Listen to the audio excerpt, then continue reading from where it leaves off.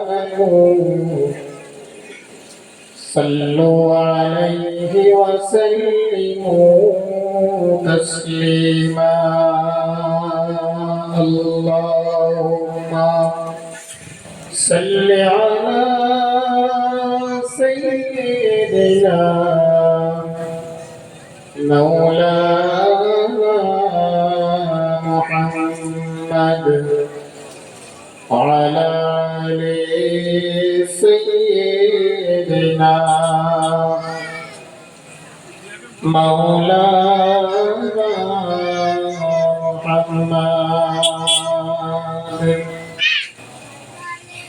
সকল নবীর সেরা নবী সকল নবীর সেরা নবী নূর নবী হযরত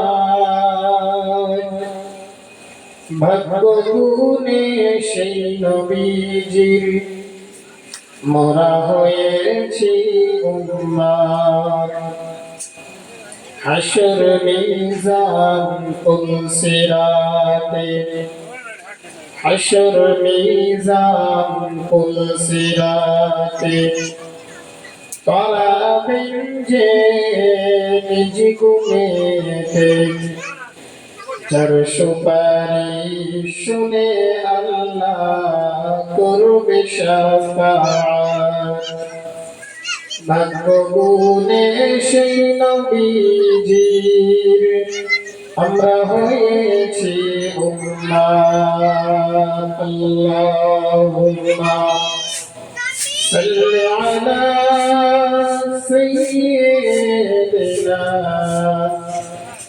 মাওলানা মুহাম্মদ وعلى آل سيدنا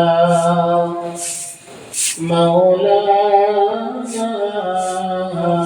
محمد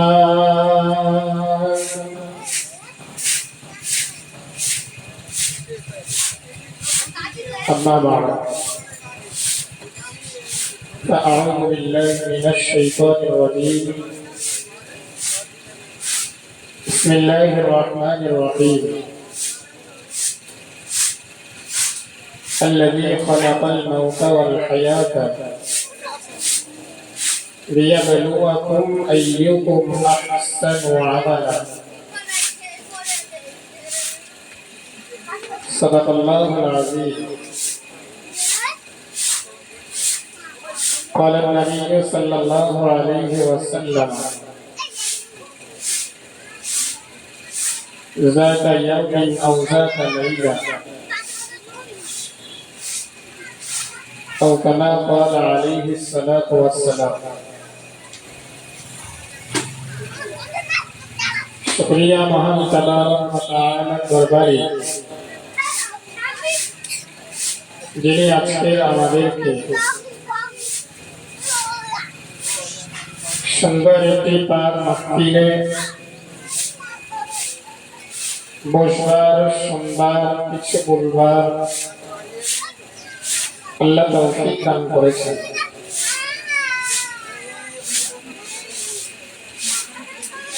কৃতজ্ঞতা স্বরূপ সেই মালিকের দরবারে শুকরিয়া আদায় করি, সকলেই পড়ি আলহামদুলিল্লাহ। পাশাপাশি প্রিয় নবীজি সাল্লাল্লাহু আলাইহি ওয়াসাল্লামের দরবারে অসংখ্য দরুদ এবং সালাম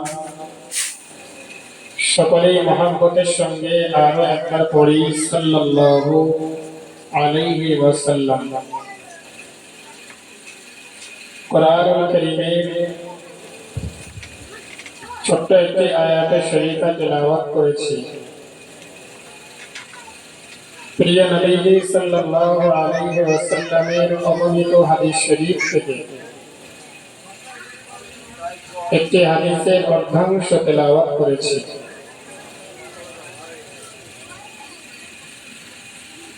এই তেলাওয়াতকৃত আয়াত এবং তেলাওয়াতকৃত হাদিস শরীফের উপরে সংক্ষিপ্ত কিছু আলোচনা রাখবার নিয়ত রাখছি, বাকি আল্লাহ পাক রব্বুল আলামিনের মুবারক মসজিদ।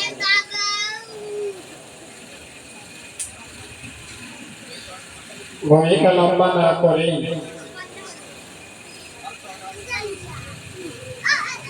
যেহেতু সময় খুবই স্বল্প, তাই তেলাওয়াতকৃত আয়াত এবং হাদিস শরীফের আলোচনার দিকে আমরা অগ্রসর হই।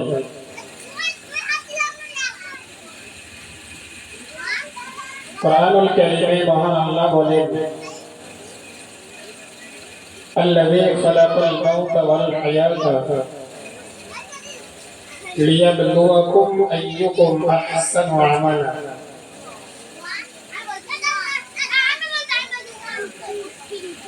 পৃথিবীর মাটিতে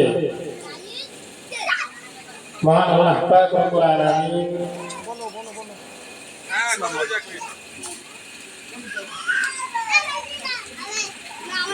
আমাদেরকে পাঠিয়েছেন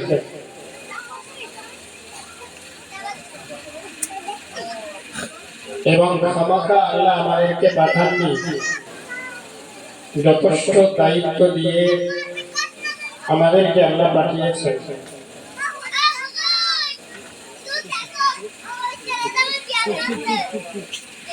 কি দায়িত্ব আল্লাহ দিয়েছেন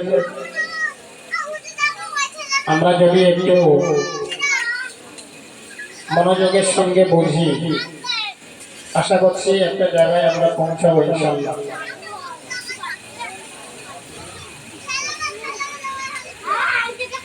আল্লাহ পাক আমাদের দায়িত্ব দিয়েছেন, এটাও যেমন কোরআনের আয়াত থেকে প্রমাণিত।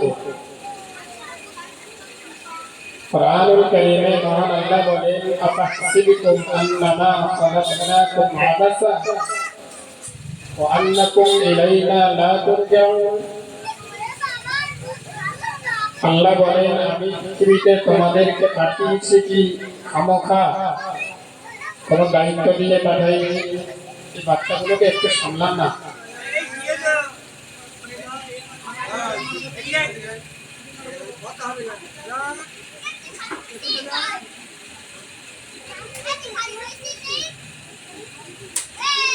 তোমাদেরকে আমি কোনো দায়িত্ব দিয়ে পাঠাইনি। তাহলে আল্লাহ যদি আমাদের কাছে এই প্রশ্ন রাখেন, তাহলে আমাদের উত্তরটা হওয়া দরকার ছিল, অবশ্যই আমাদেরকে দায়িত্ব দিয়েই পাঠানো হয়েছে। কি দায়িত্ব? কুরআনুল কারীমের অন্যত্র আয়াতে আল্লাহ বলেন, ওমা খালাকতুল জিন্না ওয়াল ইনসা ইল্লা লিয়াবুদুন। মানুষ এবং জিন জাতিকে আমি আল্লাহ পাঠিয়েছি কেবল মাত্র ইবাদত, উপাসনা, আরাধনা করার জন্য। তাহলে আল্লাহ আমাদের বললেন, তোমাদেরকে দায়িত্ব দিয়ে পাঠিয়েছি। তাহলে কি দায়িত্ব আল্লাহ সেটাও বললেন।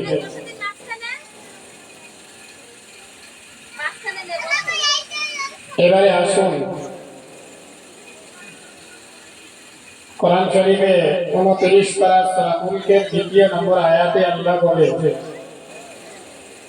আল্লাযী খালাকাল মাউতা ওয়াল হায়াতা। তোমাদের হায়াত দিয়ে পৃথিবীতে পাঠিয়েছি। আর আমরা বাহ্যিকভাবে দেখি, আমরা মায়ের কোলে জীবিত অবস্থাতে জীবন নিয়ে আমরা মায়ের কোলে এসেছি এবং আবার একদিন মৃত্যুর কোলে আমরা ধরে যাব। আল্লাহ বললেন, খালাকাল মাউতা ওয়াল হায়াতা লিয়াবলুয়াকুম আইয়ুকুম আহসানু আমালা।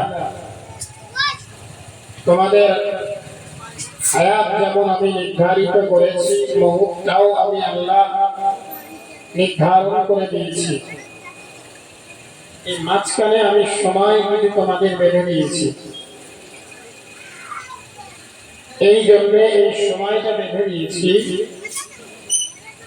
আইয়ুকুম আহসানু আমালা, যাতে তোমরা কে কতটা ভালো কাজ করে আমার কাছে আসতে পারো।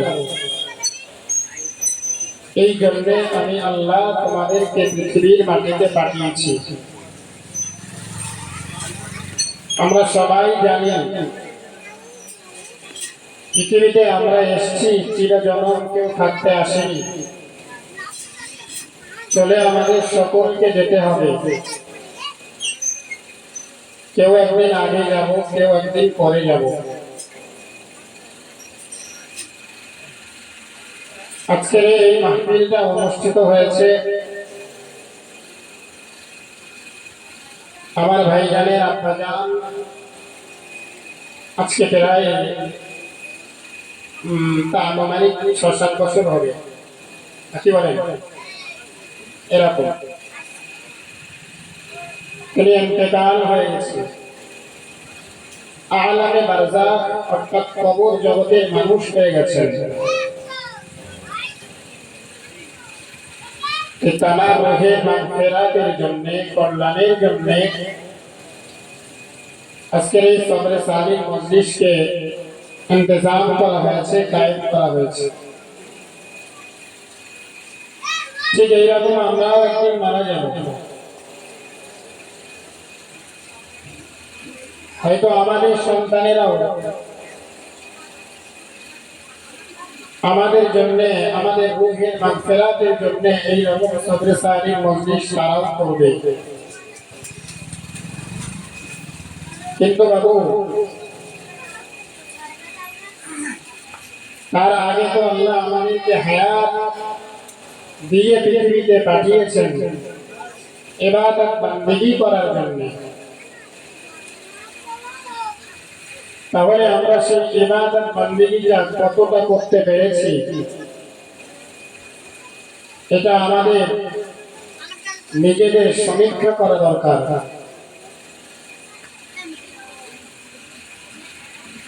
কারণ আমরা যখন মারা যাব, কবর জগতের মানুষ যখন আমরা হয়ে যাব, বাবু কবরে আমাদের দুনিয়ার সমস্ত মাল সামান কি আছে তা দেখবে না। দুনিয়ায় আমার কত অর্থ সম্পদ ছিল তা দেখবে না। দুনিয়ায় আমার কত টাকা পয়সা ছিল তা দেখবে না। দুনিয়ায় আমার সন্তান সন্ততি কত ছিল, কবর তা আমাদের দেখবে না। কবর হলো একটা ভয়ানক জায়গা। কবর এবং মৃত্যু সম্পর্কে মুসনাদে আহমদ শরীফে বিখ্যাত একটি হাদিস এসেছে।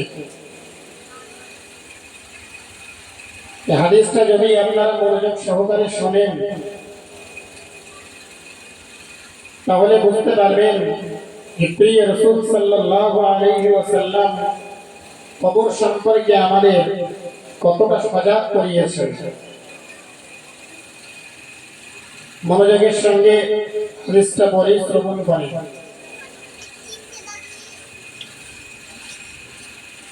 নবীজির একজন সাহাবী বারা ইবনে আযিব রাদিয়াল্লাহু আনহু এই হাদিসটি বর্ণনা করেন।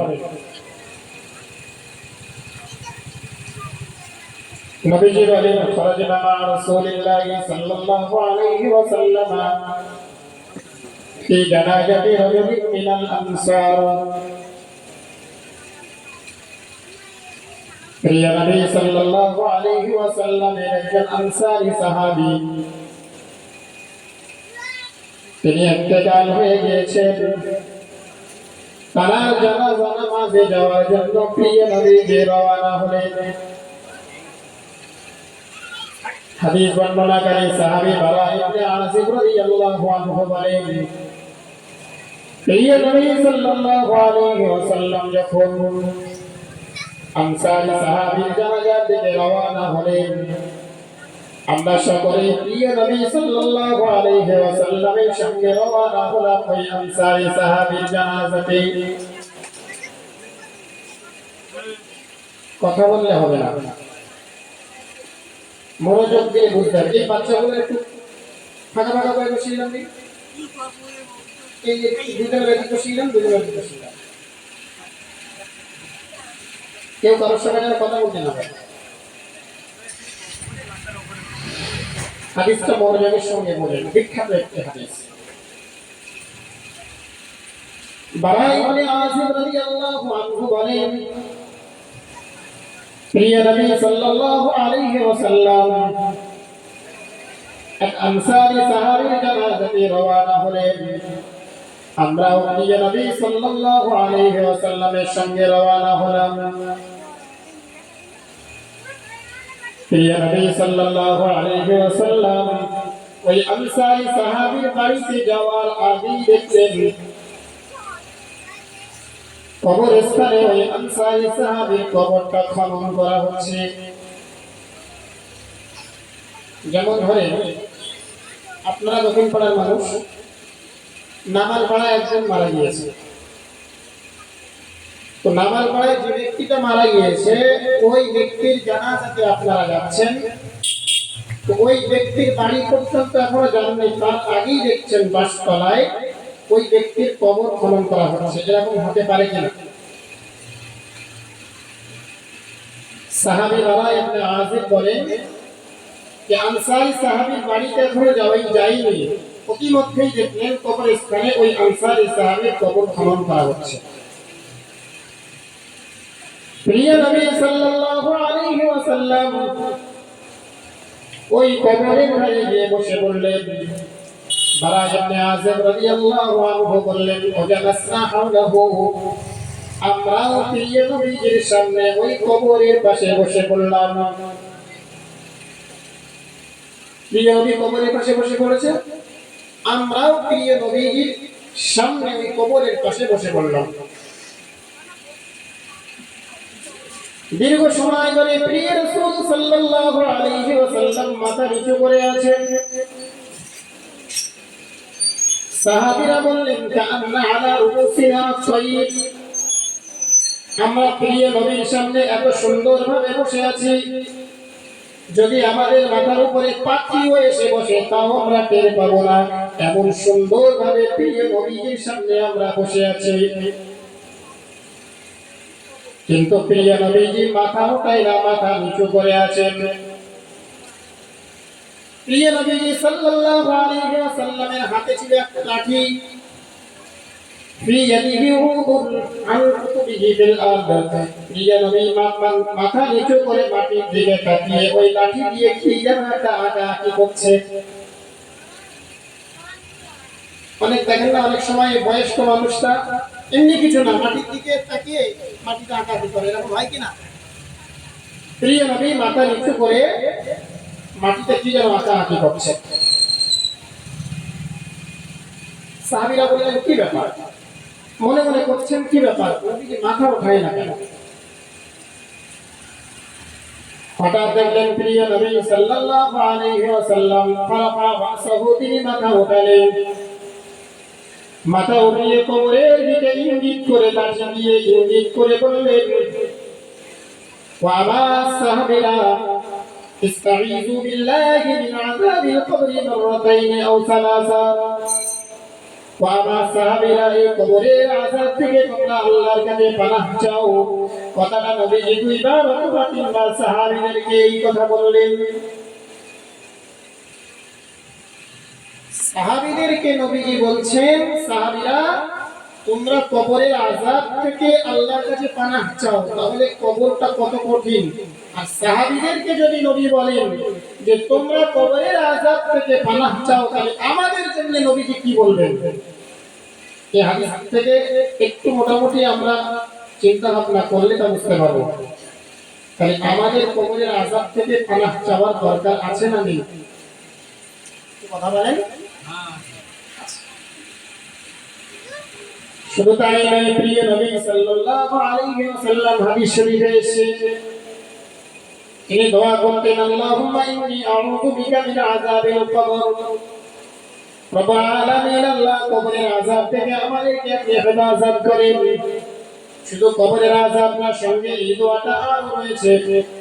প্রিয় নবীজি বলেন, আল্লাহুম্মা ইন্নী আউযু বিকা মিন আযাবিল কবর ওয়া আউযু বিকা মিন আযাবি জাহান্নাম ওয়া আউযু বিকা মিন ফিতনাতিল মাহইয়া ওয়াল মামাত ওয়া আউযু বিকা মিন ফিতনাতিল মাসীহিদ দাজ্জাল।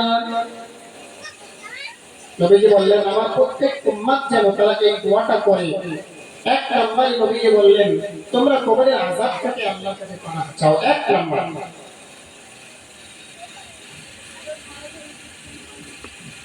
নবীজি বললেন, জানো কেন? কবর এমন একটা জায়গা, কবর আমাদের প্রত্যেকের ডাক দিয়ে বলেন, আনা বাইতুল কুরবা, আনা বাইতুল তুরাব, আনা বাইতুল ওয়াহবা। প্রিয় নবী সাল্লাল্লাহু আলাইহি ওয়াসাল্লাম বলেন, কবর আমাদের প্রত্যেককে ডাক দিয়ে বলে, আমি কবর, আমি হলাম মাটির ঘর।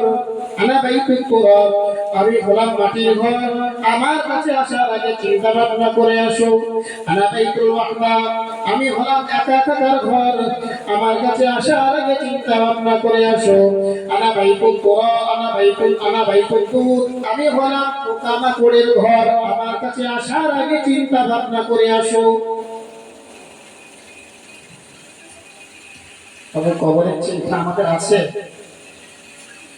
বর্তমানে? কবরের চিন্তা আমরা করি না।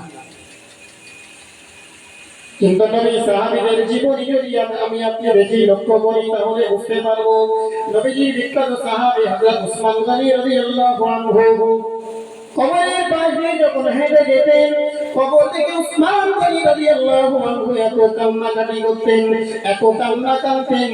কখনো কখনো হাদিসে এমন এসেছে তিনি কবর দেখে কাঁদতে কাঁদতে বেহুশ হয়ে যেতেন। কাঁদতে কাঁদতে বেহুশ হয়ে যেতেন। উসমান গনি রাদিয়াল্লাহু, আমাদের ভিতরে অবশ্যই চিন্তা ভাবনা মোটেই নেই। কবরকে নিয়ে আমরা মোটেও ভাবি না। আমাদের ভাবা দরকার, কবর নিয়ে চিন্তা করা দরকার।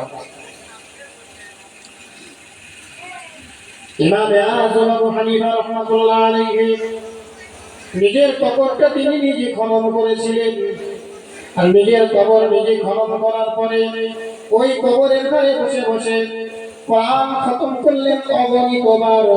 কোরআন খতম করে কোরআন কবরকে কোরআন করে কবরকে শোনালেন। আর কোরআন শোনানোর পরে ইমামে আযম আবু হানিফা রাহমাতুল্লাহ আলাইহি কবরকে ডাক দিয়ে বললেন, কবর, কোরআন খতম করে আমি তোমাকে শোনালাম, আমি যখন তোমার কাছে চলে আসবো আমার সঙ্গে খবরদার বেয়াদবি করবে না। তারা মুহাক্কিক, আল্লাহর ওলি মানুষ, আল্লাহর প্রিয় মানুষ। তাদের ভিতরে কবরের কত ভয়।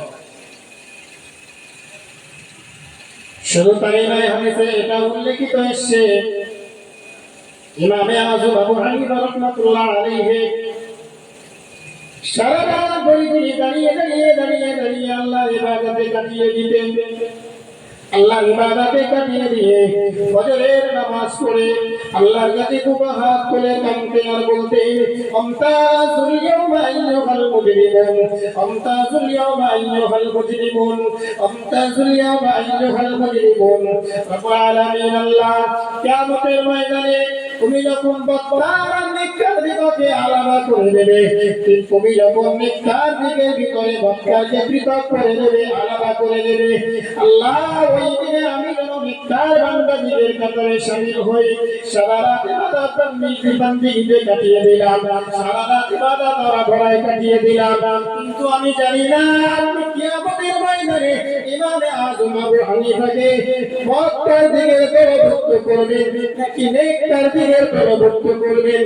এই ভয়ে আল্লাহ তোমার কাছে আমি কাঁদি।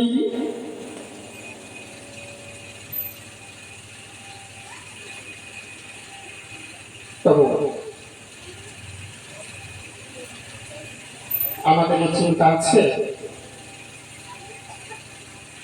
আমরা দুনিয়া দুনিয়া দুনিয়া আরো চাই, দুনিয়া আমার আরো লাগবে, আমরা এই চিন্তায় ব্যস্ত। ঠিক না বাবু? একটু ভাবে বালিশে মাথা দিয়ে কথা বলে একটু চিন্তা করবেন, আমি আজ মারা যাব, আমার সন্তানেরা, আমার পাড়া প্রতিবেশীরা, আমার নিকটস্থ আত্মীয়রা আজ না হলে কাল এর ভিতরে আমাদেরকে একাকী ওই কবরস্থানে রেখে চলে আসবে। সাথী সঙ্গে কেউ হবে না, কেউ হবে। যে হাদিস আমি আপনাদের শোনাচ্ছিলাম সেই হাদিসে ফিরে আসে। কবর আমাদের ডাক দিয়ে বলে আনা বাইতুল গুরবা, আনা বাইতুল কুরা, আনা বাইতুল ওয়াহদা।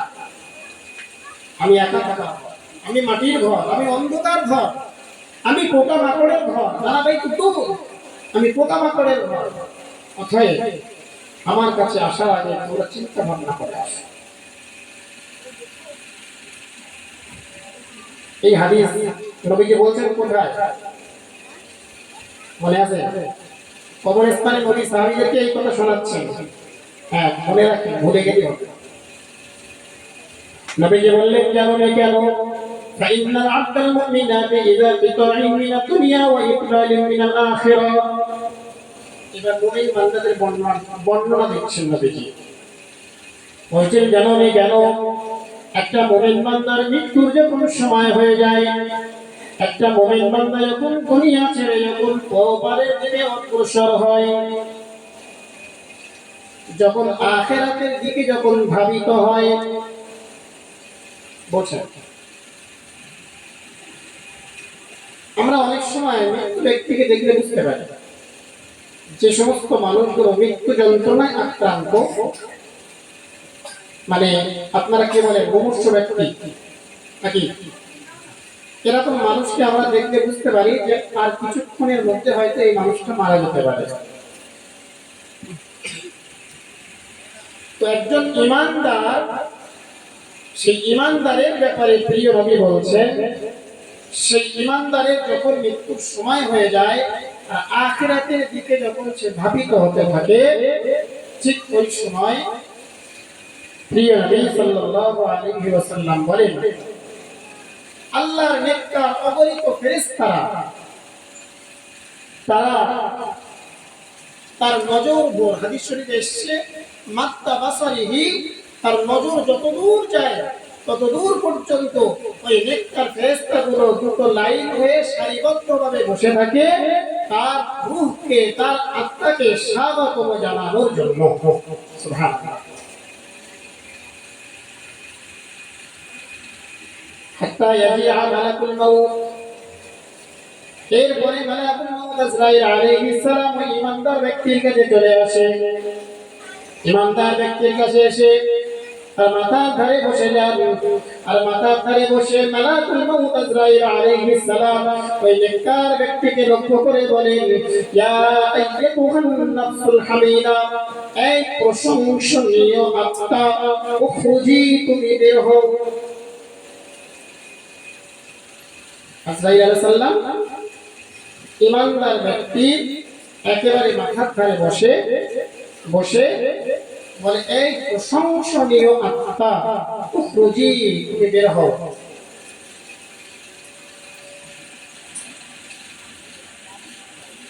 যদি এখানটায় নেককার রূহ না হয়ে, নেককার বান্দা না হয়ে যদি বক্তার হয়, খেয়াল করে শোনেন, তখন মালাকুল মাউত আজরাইল আলাইহিস সালাম ওই বক্তার ব্যক্তির কাছে আসে আর বক্তার ব্যক্তিকে গম্ভীর আওয়াজ দিয়ে বলেন, ইয়া আইয়াতুহান নাফসুল খবিসা, এই খারাপ আত্মা, উখরুজি, তুই বের হ।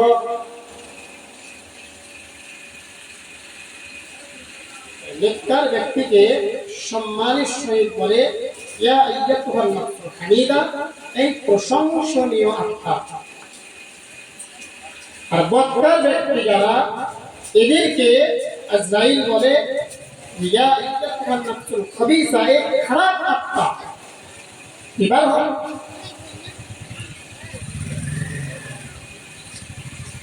হাদিস শরীফে প্রিয় নবী সাল্লাল্লাহু আলাইহি ওয়াসাল্লাম বলেন, নেককার ব্যক্তির যখন জাহান্নামে কবর ছোঁয়া হয়, হাদিস শরীফে নবীজি সাহাবীদেরকে দেখিয়েছেন ঠিক এইভাবে যে একটা পেয়ালার পানি যদি উবুর করে ফেলে দেওয়া হয়, খেয়াল করেন, একটা পেয়ালার পানি যদি উবুর করে ফেলে দেওয়া হয়, ওই পেয়ালার শেষ পানিগুলো যেন আস্তে আস্তে ফোটায় ফোটায় পড়তে থাকে। একটা ইমানদারের রূহটাকে ওই রকম আস্তে আস্তে আসানের সহিত কবজ করা হয়। সুবহানাল্লাহ। আর কষ্ট হয় না, কিন্তু এই জায়গাটাই যদি বর্তমান ব্যক্তি হয়, যখন আজরাইল আলাইহিস সালাম গম্ভীর আওয়াজ দিয়ে বলেন, ইয়া আইয়ুহান নাফসুল খাবিসা, এই খারাপ আত্মা তুমি বের হও, তখন রিওয়ায়াতে এসে এই খারাপ আত্মাটা শরীরের ভিতরে ছোটাছুটি শুরু করে। মালাকুল মউত আজরাইল আলাইহিস সালাম অতি যন্ত্রণা দিয়ে, অতি কষ্টের সঙ্গে জাহান্নামে কবজ করে।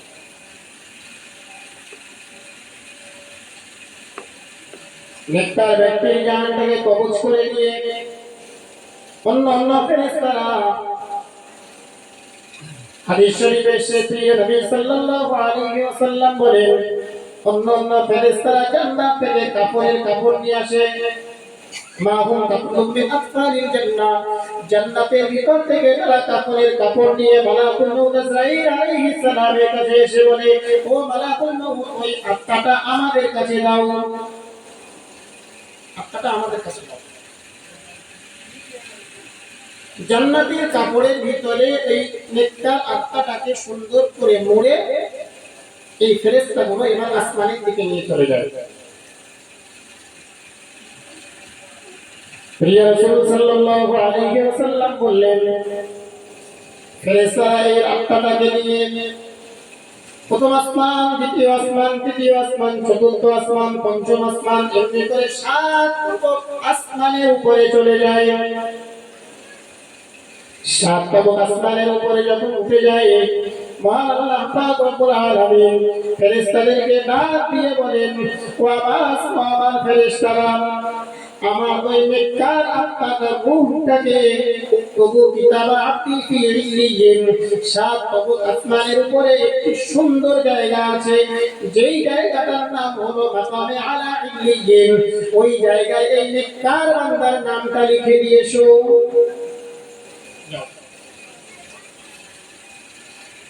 এদিকে আমরা এই মৃত ব্যক্তিটাকে কি করি, তাকে গোসল দিই, এরপরে তাকে জানাজা দিই, তারপরে আমরা তাকে কবরস্থানে নিয়ে যাই, কবরস্থানে দাফন করছি। কিন্তু তার রূহটা 7 আসমানের উপরে ফেরেশতারা নিয়ে, আল্লাহ পাকের কথা এই যে উক্তুবু কিতাবা আপনি ফি ইল্লিয়িন, একটা সুন্দর জায়গা আছে, যে জায়গাটায় আল্লাহর নেককার রূহগুলো থাকে, ওই জায়গায় আমার ওই নেককার বান্দার নামটা লিখে দিয়ে এসো। যথারীতি ফেরেশতারা ওই নেককার জায়গায় এই ব্যক্তির নামটা লিখে দিয়ে আসে। আমরা পৃথিবীতে এই মানুষটাকে দাফন করলাম, মহান আল্লাহ পাক রব্বুল আলামিন ফেরেশতাদেরকে অনুমতি দাও, ফেরেশতারা যাও আমার কবরে, যাও ওই কবরে ওই ইমানদার ব্যক্তির রূহটাকে আমার ওর ভিতরে ফিরিয়ে দাও, ফিরিয়ে দেওয়া হয়।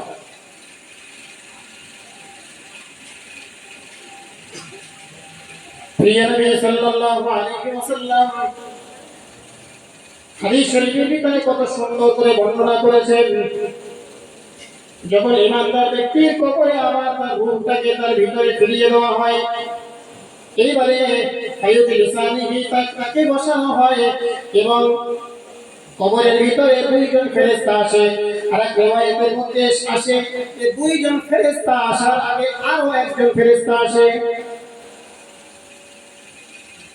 প্রথমে একজন ফেরেশতা এসে আল্লাহর ওই নেককার বান্দাকে বসিয়ে বলে, তুমি তোমার জীবনে, সারা জীবনে তুমি কি এমন ভালো কাজ করেছো তুমি লেখো, কি এমন খারাপ কাজ করেছো তুমি ওটাও লেখো। বান্দা তখন বলে কাইফা আক্তুব, আমি কিভাবে লিখবো? ফেরেশতারা তখন বলে লাইসা লি কলামুন ওয়ালা তিরকাস, তোমার গায়ের খাতা, তোমার গায়ের কাপড়টাকে তুমি খাতা বানাও, হাতের আঙুলটাকে তুমি কলম বানাও, আর তোমার জীবনে তুমি যত ভালো কাজ করেছো সমস্ত কাজগুলো লেখো। বান্দা তখন সমস্ত জীবনের ভালো কাজগুলো একটা করে লিখতে থাকে। ভালো কাজ লেখার পালা শেষ। আল্লাহ পাক রব্বুল আলামিনের ফেরেশতারা এবার বললেন, বান্দারে তুমি তোমার জীবনে যত খারাপ কাজ করেছো সমস্ত খারাপ কাজগুলো লেখো। বান্দা তখন লিখতে চাইবে না, ফেরেশতারা ধমক দেবেন, বলবেন লেখো বলছি। বান্দা তখন লিখতে বাধ্য হবে। ফেরেশতাদের ধমকে বান্দা লিখতে শুরু করবে। যখন তার পাপের কাজগুলো লেখা শেষ হয়ে যাবে, ফেরেশতারা ওই একটা তাবিজ আকারে, মাদলি আকারে তার গলায় ঝুলিয়ে দিয়ে প্রথম একজন ফেরেশতা চলে যাবে। প্রথম যে একজন ফেরেশতা এসেছে চলে যাবে।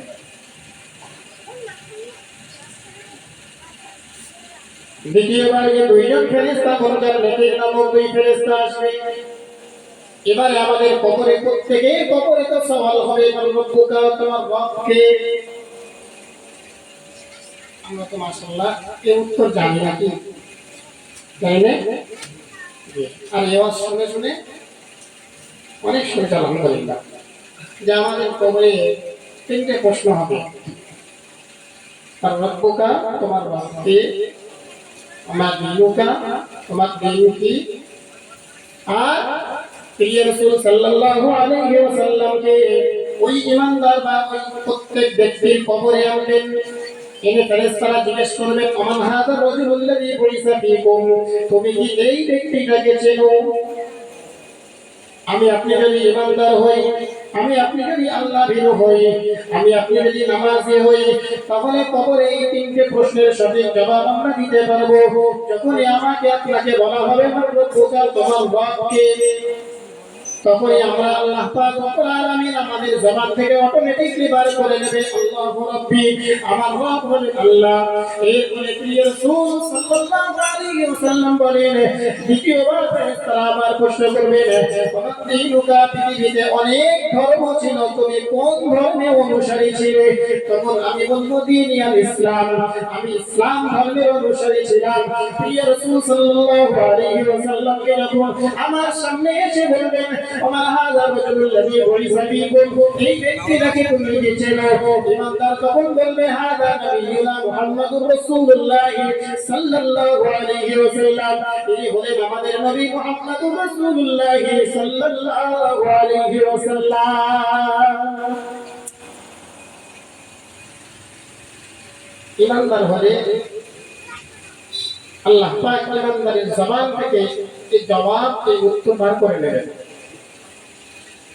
কিন্তু আমি আপনি যদি আল্লাহ বলা হই, আমি আপনি যদি ইসলাম বলা হই, তখন যখন আমাকে প্রশ্ন করবে মান রব্বুকা, আমার জবান থেকে আমি তখন বলবো হা হা লা হাদরি, আমি এ সম্পর্কে কিছুই জানি না, কিছুই জানি না। ওমা দিনুকা, আমি কিছুই জানি না, আমি কিছুই জানি না। ওমান হাযা রাজুলুল্লাযী বুইসা ফীকুম, এই সম্পর্কে এই ব্যক্তিটাকে আমি তাও চিনি না। আল্লাহ পাক ফেরেশতাদেরকে ডাক দিয়ে বললেন, আম কাযাবা আবদি, আমার বান্দা যা বলছে সব মিথ্যা।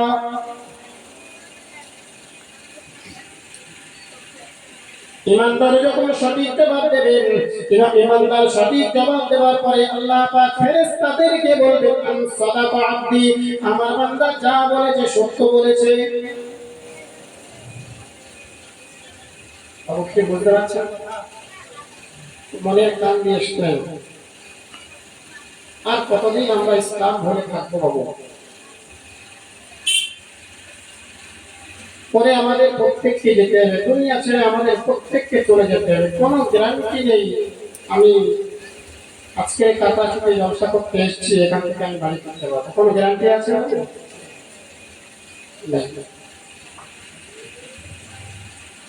কিন্তু আমাদের সামনে দুনিয়া নিয়ে এত তামান্না, এত মনে আশা, আল্লাহু আকবার।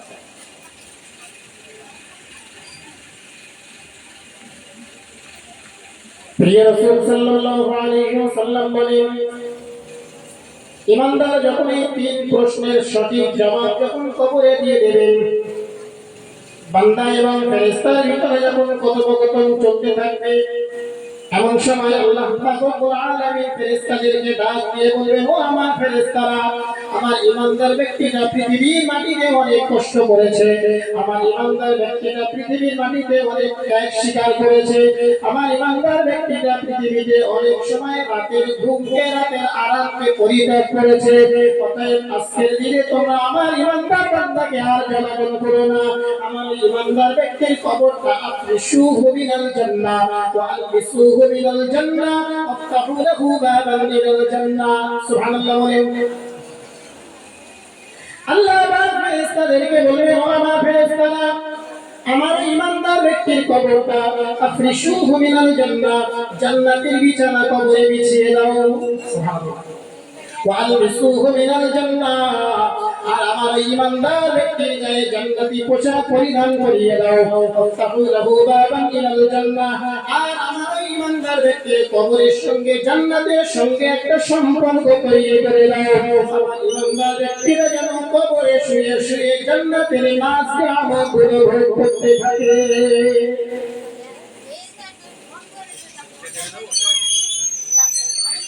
যদি ইমানদার ব্যক্তি আমি আপনি হতে পারি,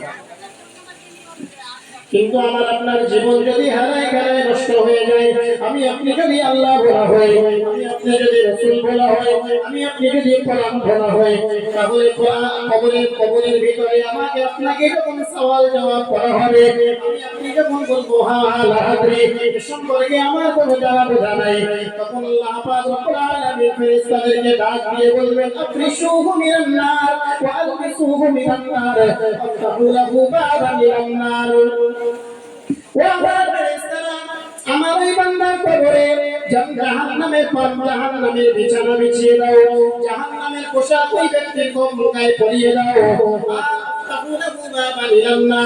আর ওই কবরের সঙ্গে জাহান্নামের সঙ্গে সম্পর্ক তৈরি করে দাও, যেন কবরের ভিতরে জাহান্নামের সমস্ত শাস্তিগুলো কবরের ভিতরে অনুভব করতে পারে।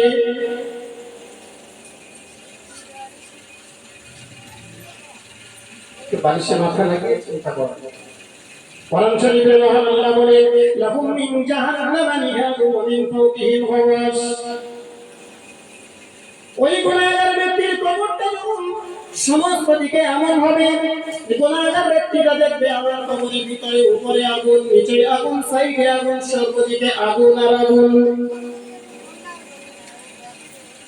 আপনারা ভাটায় কাজ কাম করেন না? জি বাবু, এই যখন ভেতরে পড়ে, আমি তো লাইফে কোনোদিন দেখিনি, আপনারা এখানে এসেই দেখেছি। ওই যে কি বলে ডাম্পার, তাই তো নাকি?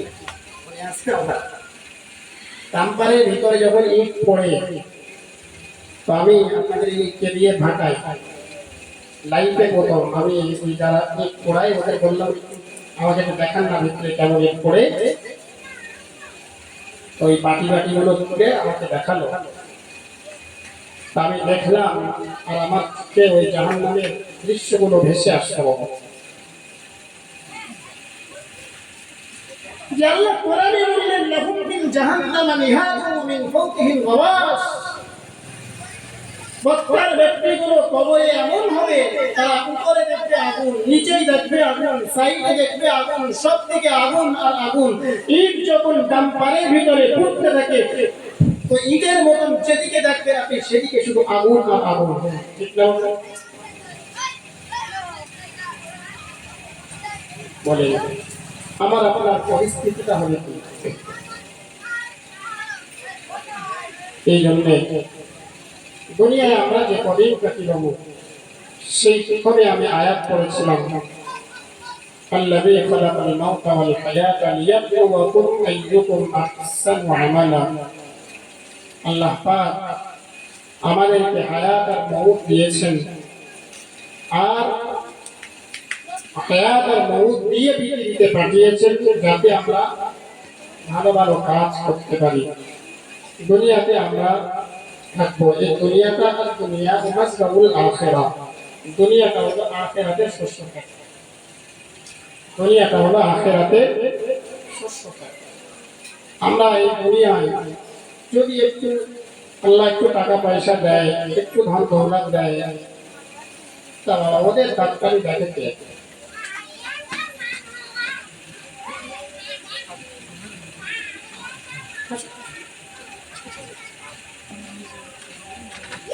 হ্যাঁ নিয়েছে। আচ্ছা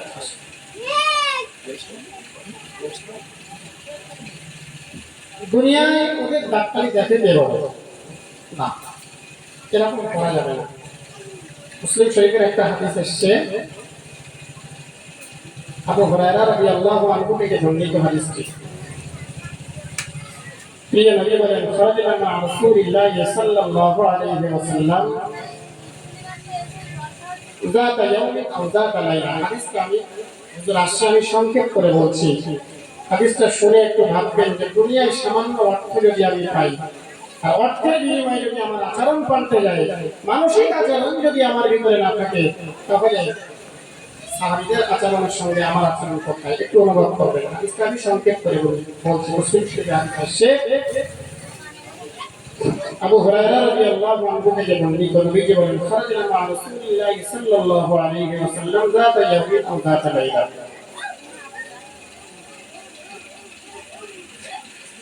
আমি সময় সংক্ষেপ থাকার কারণে আমি ছাড়তে বাধ্য হচ্ছি।